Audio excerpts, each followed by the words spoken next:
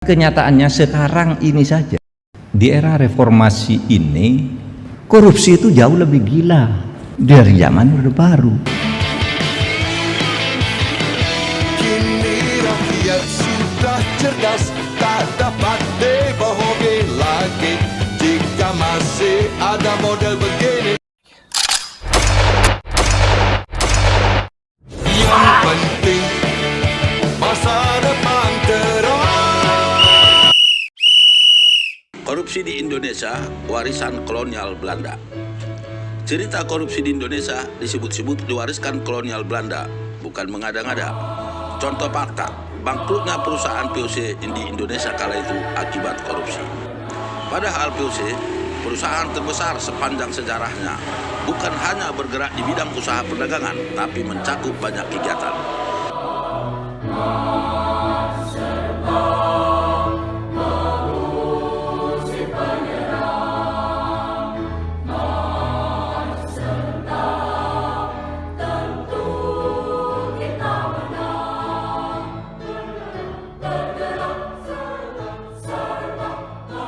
Di Indonesia, gejala korupsi mulai tumbuh setelah Presiden Soekarno menasionalisasi perusahaan asing.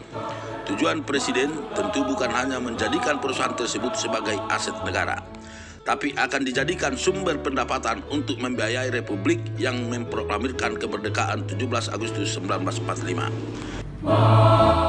Namun kebijakan Presiden era Orde Lama itu menimbulkan gejala penyalahgunaan kekuasaan dan atau korupsi di kalangan petinggi negeri ini.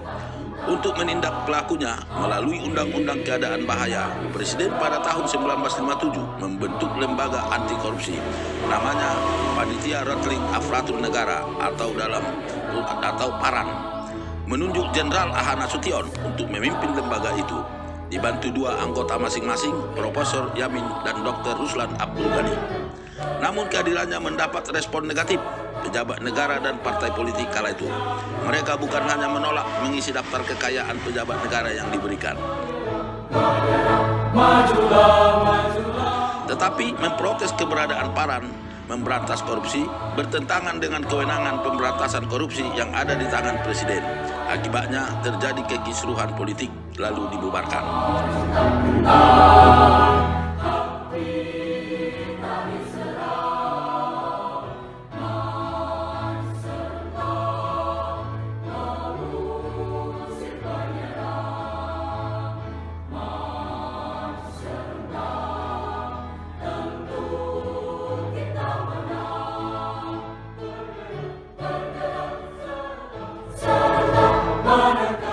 Awal kinerja cukup bagus, berhasil menyelamatkan uang negara yang digerogoti koruptor mencapai 11 miliar.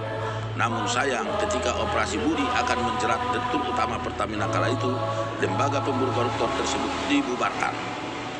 Presiden Soekarno kemudian membentuk lembaga baru, namanya Komando Tertinggi Rattling Aparat Revolusi.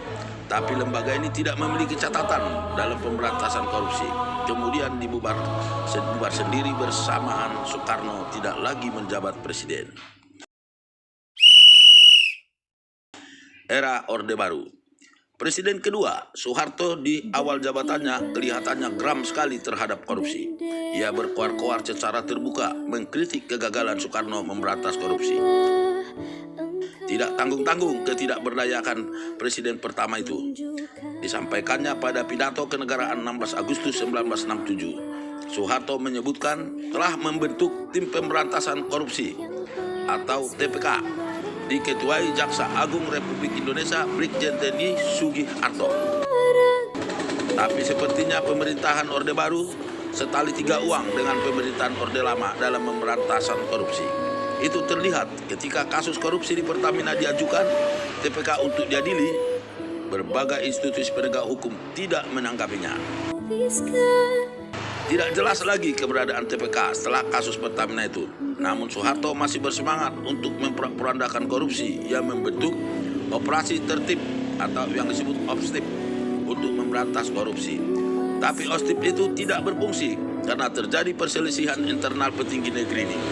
Selama Soeharto menjabat presiden hingga diturunkan oleh Gerakan 98, hanya korupsi di badan logistik sampai di meja hijaukan pengadilan.